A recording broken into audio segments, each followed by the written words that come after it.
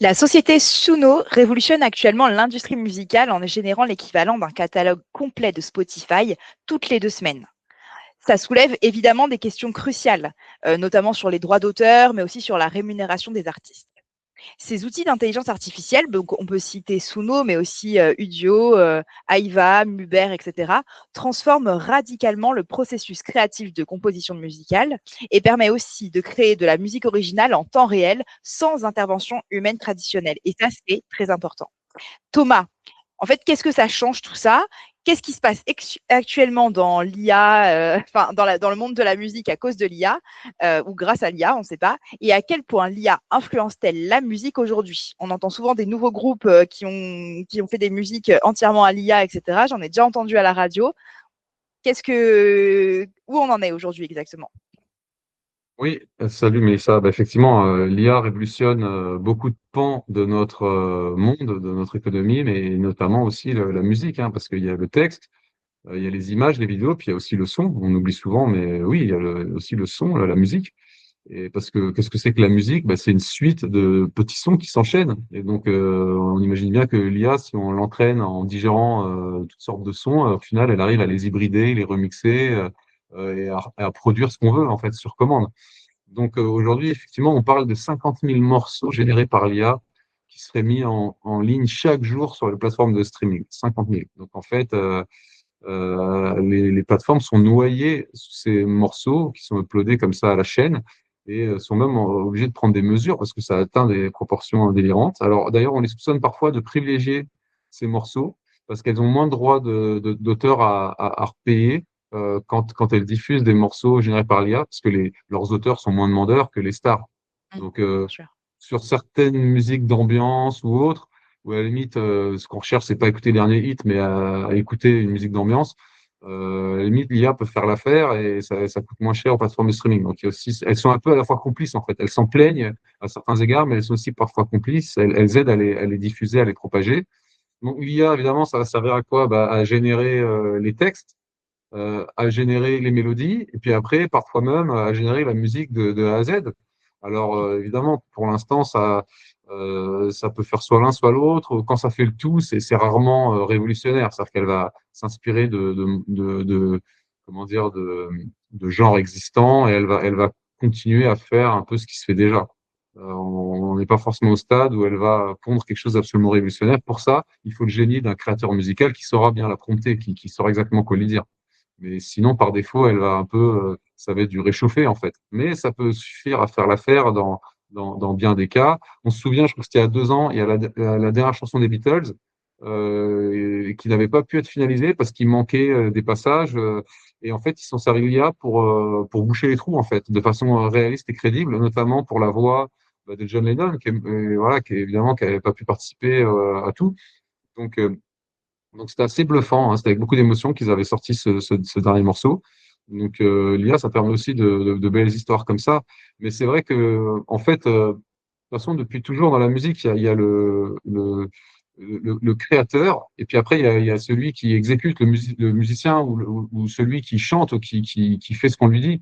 Et souvent, ça coïncide. Évidemment, les artistes les plus inspirants, c'est ceux qui sont à la fois les créateurs de la musique et puis et interprètes. Mais en fait, dans bien des cas, il y a beaucoup de musique, on sait qu'elle est commerciale. On a des gens qui, à la manœuvre, conçoivent la musique. Puis après, on a derrière ceux qui l'exécutent, l'interprètent, aussi bien les musiciens que le chanteur, puis tous les ingénieurs du son qui nettoient les morceaux. Donc, c'est un travail. Parce qu'on dit que c'est de l'art, mais en fait, c'est un métier, c'est une industrie aussi. Donc, il y avait un côté industriel, travail à la chaîne, où on nettoie les morceaux, le mastering, les musiciens qui enchaînent les morceaux à la chaîne. Quand on va à Vienne, il y a comment dire, des orchestres qui, toute la journée, ils enchaînent des prises de son pour différents artistes. C'est vraiment du travail à la chaîne, en fait. Donc Oui. là, l'IA vient le remplacer. Mais d'un côté, c'est sûr qu'on n'arrivera jamais, je pense, à remplacer un spectacle vivant déjà, ou alors le génie d'un artiste incroyable qui transmet ses émotions à travers ce qu'il écrit. Voilà, on sent, il ressent ce qu'il écrit, il écrit ce qu'il ressent, il chante, il joue ce qu'il. Enfin, quand on arrive à tout faire coïncider dans un artiste ou dans un groupe, c'est autre chose que ce qu'il y a pour imaginer ou nous faire à ce jour. En Oui, tout bien cas, sûr. Pour ce qui Ah, est de l'IA et la ouais. musique, il y a. Alors Ouais. vas-y, attends, je te laisse peut-être. Oui, non, bah en fait, ce qui me venait, c'était que justement, on parle de l'IA là qui révolutionne, on va dire, la musique, mais tu vois, peut-être que l'IA, elle est déjà, rien que quand on écrit des textes, on peut peut-être se faire aider par l'IA aussi. Tu sais, les jeunes qui composent, etc. Bah, si tu composes, que tu fais ton petit morceau sur la guitare, que tu essayes de te faire connaître sur YouTube, tes textes, tu peux aussi les faire. Tu vois ce que je veux dire? Tu peux aussi te faire inspirer bah, sur les LLM, tout simplement. Tu as ça aussi, donc je pense que l'IA a déjà malgré tout mis, enfin infiltré, on va dire, le domaine de la musique. Et puis c'est vrai que pour des musiques un petit peu d'ambiance, mais même pour pas payer les droits d'auteur, tu vois, quand tu les mets sur des vidéos, quand tu fais des montages pour des entreprises, etc. Je pense que les musiques générées à l'IA, c'est incroyable, quoi. Ouais, tout à fait, tout à fait. C'est vrai que, mais même, enfin, bien avant l'IA, il y avait beaucoup de chansons ou autres. On se disait, mais ça, c'est la musique commerciale, parce qu'on entend les paroles. Oui, c'est ça. Bon, bah, ça, honnêtement, à la limite, si l'IA peut faire des, enfin, ça ne choque même pas que l'IA puisse faire des chansons à ce niveau-là, quoi. La question, c'est est-ce que l'IA va réussir à faire des chefs-d'œuvre? Et comme évidemment, il y en a plein en musique, et ça, à voir. Le problème aussi, c'est qu'on voit ça dans l'art, dans la peinture, en fait, ou dans les poésies. En fait, tant que si on sait pas qui l'a fait, en fait, le public est incapable de savoir si ça a été fait par une IA ou pas, dans bien des cas. Dans bien des cas, en fait, à ce jour-là, c'est très facile de tromper un public. Le public, une fois sur deux, va pas savoir. Il va même souvent croire que ce qu'a fait l'IA, c'est fait par Oui, des bah oui, humains et bien autres. sûr. Donc, et à défaut, enfin, comment dire, et au départ, le public aura aussi une approche alors un peu circonspecte, mais bon public. Ah, bah, c'est quand même incroyable, etc. Par contre, dès qu'ils savent que c'est l'IA qui l'a fait, là, il y a un désenchantement. C'est-à-dire que les gens, là, ils perdent confiance et ils aiment moins l'œuvre s'ils savent qu'elle a été faite par un IA que si elle a été faite par un être humain. Alors que l'œuvre est la même, hein. C'est pour ça que tu vois, Bah qu'est-ce que oui. c'est l'art? En fait, l'art, alors c'est une définition d'ailleurs arbitraire. L'art, c'est quelque chose qui a forcément été fait par un être humain. C'est-à-dire qu'à partir du moment où c'est pas fait par un être humain, même si c'est exactement la même chose que ce qu'aurait fait un être humain, ce qui compte, c'est pas seulement ce que c'est qui l'a fait. Tu vois, ça peut être une définition de l'art. Ça ne peut être art que ce qui est fait par un être humain. Si c'est Oui, bien aussi ouais. bien, si c'est fait aussi bien ou jugé même mieux par un public qui n'est pas au courant, eh bien, ça ne suffit pas si ça n'a pas été fait derrière, au final, par un Ben, être humain.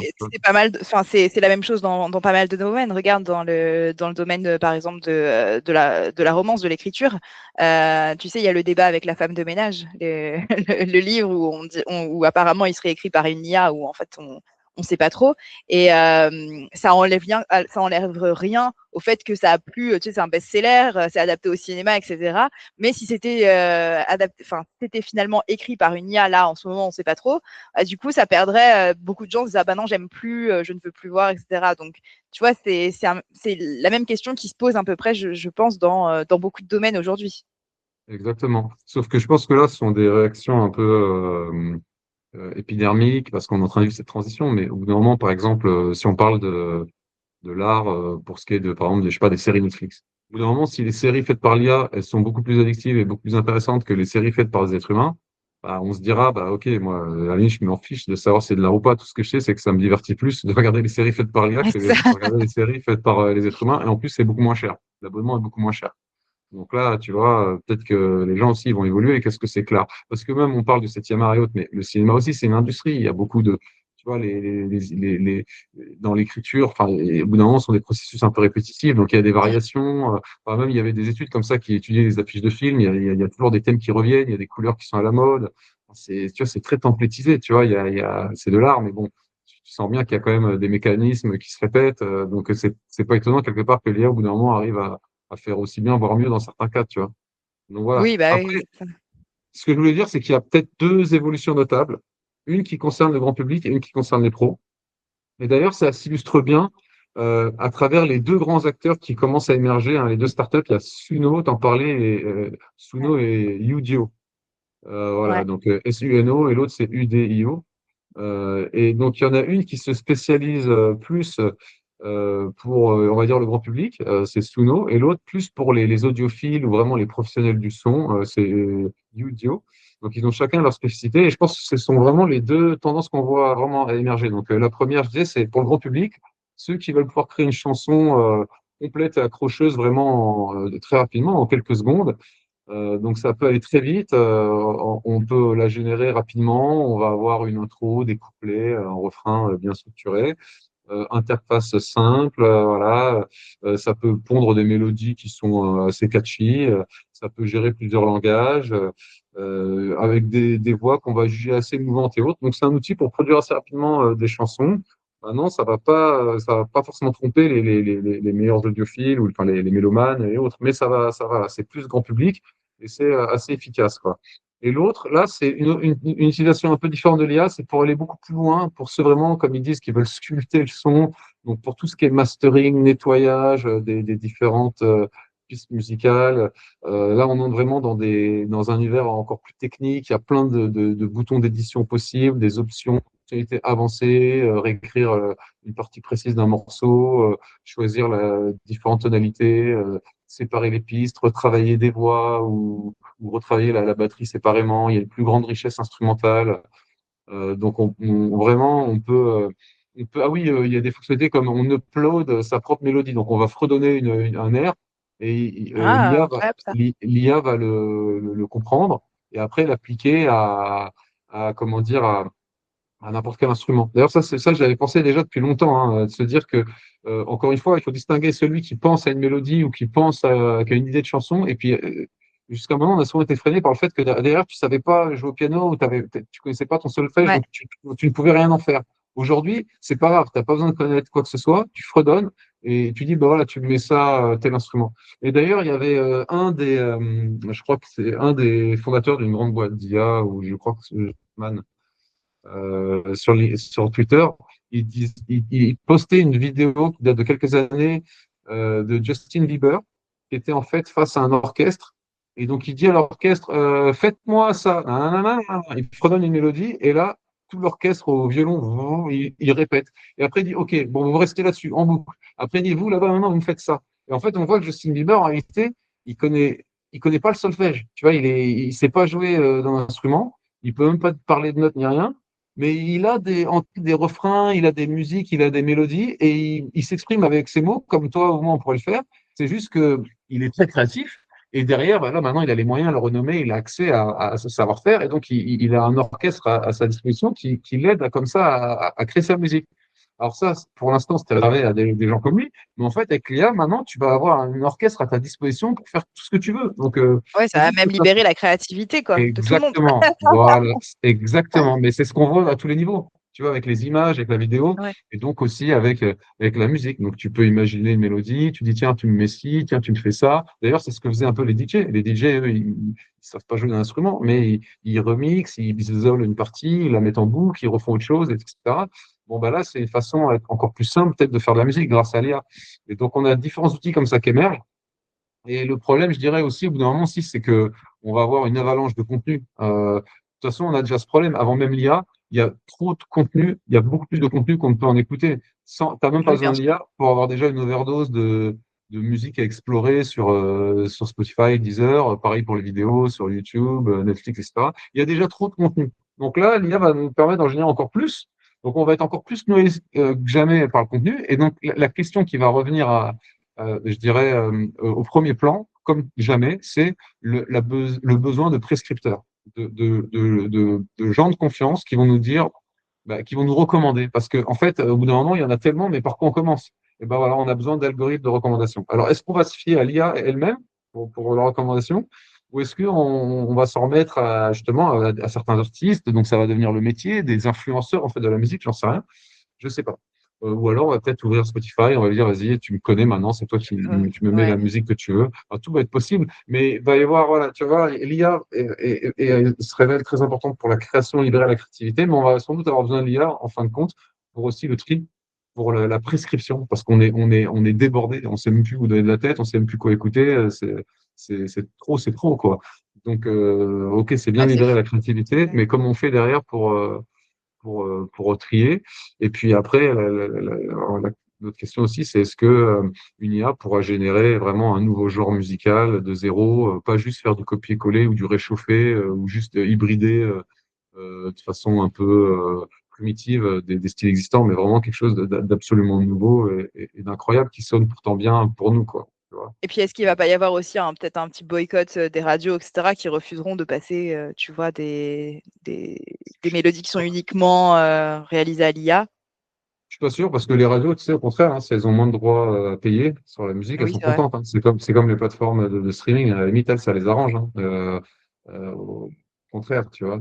Après, il y a un équilibre qui va se trouver, hein. Mais c'est vrai que j'ai fait un podcast avec Pierre Bélanger, qui est le fondateur de Skyrock, et qui a beaucoup réfléchi à toutes ces questions parce que, en fait, la- sur l'audio, c'est pas du tout comme le texte, tu vois.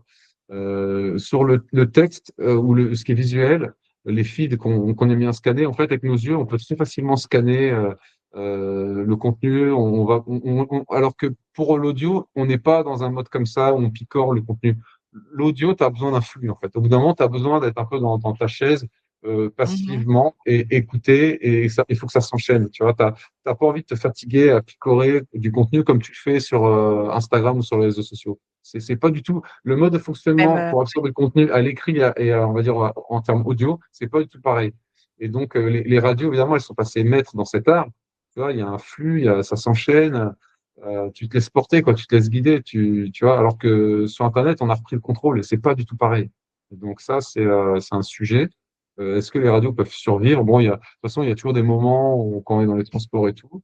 Mais bon, les gens, maintenant, ils regardent des séries partout. Donc, ouais, l'avenir des radios, ça, c'est encore un autre sujet.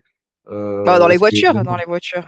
voilà, effectivement, pour ceux qui conduisent et autres dans les voitures. Après, si tu conduis pas, la tentation est grande, Moi. par contre, de regarder sur Ouais. téléphone. Si tu conduis, tu fais du sport et tout ça, mais c'est vrai que les gens, ils écoutent les podcasts aussi. Tu as l'essor des podcasts Oui, bien sûr. qui est énorme. Les radios sont passées un peu à côté de cette révolution, tu vois, donc ça commence à faire beaucoup. Euh, donc ça va être intéressant. Mais les radios ont survécu à beaucoup de révolutions aussi, hein, tu vois, avec la télé et autres. Les radios sont toujours là, elles ont leur place, mais c'est sûr que. En fait, il y a eu quand je discutais avec Pierre Bélanger, il m'expliquait que les débuts de la radio, tu avais l'impression au début d'Internet, tu pouvais mettre plus ou moins loin. Surtout les radios libres en France, quand ça a été autorisé, là, tout de suite, il y a eu une créativité incroyable, avec différents types d'émissions. Enfin, c'était l'endroit, c'était the place to be, en fait, si tu veux. D'ailleurs, il y a beaucoup d'entrepreneurs qui ont démarré là, à cette époque-là, après, qui ont basculé sur d'autres domaines, mais il y avait un côté fascinant au début de la radio. Et les radios sont encore là, donc c'est que quelque part, quand même, il y a une longévité, enfin, qui se respecte, tu vois. Alors que les startups, il y en a beaucoup qui viennent et qui disparaissent, tu vois.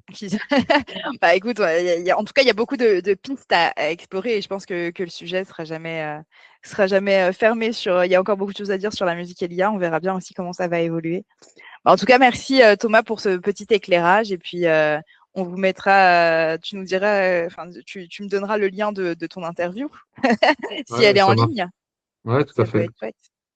Et ben Ouais. merci beaucoup. Merci à toi. Allez, allez, merci à toi.